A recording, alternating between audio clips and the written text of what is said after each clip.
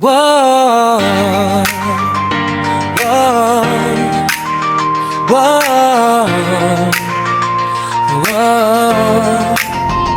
Malayo sa pamilya, sa ibang bansa naghanap ng pag-asa para sa kinabukasan ng anak at ng pamilya.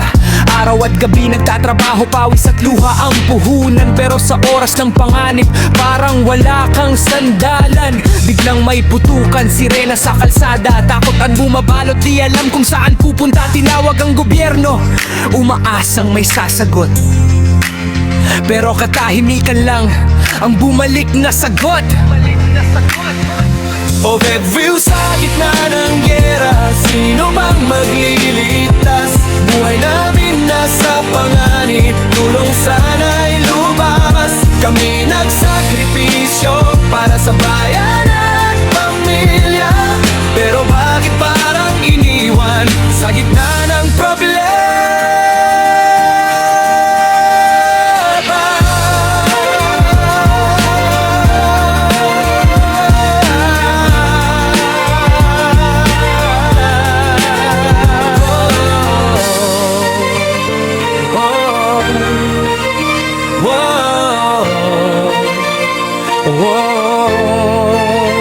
Passport sa kamay, pero walang eroplano. Embassy tinatawagan, sagot ay malabo. Habang ang ibang bansa mabilis maglitas, kami naghihintay pa rin kung kailan may paglingap. Iniisip ang anak na naghihintay sa bahay, mga pangarap na baka tuluyan nang mawala.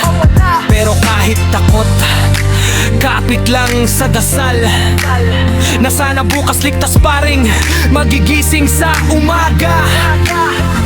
O Bedville, sa gitna ng gera, sino bang maglilitas?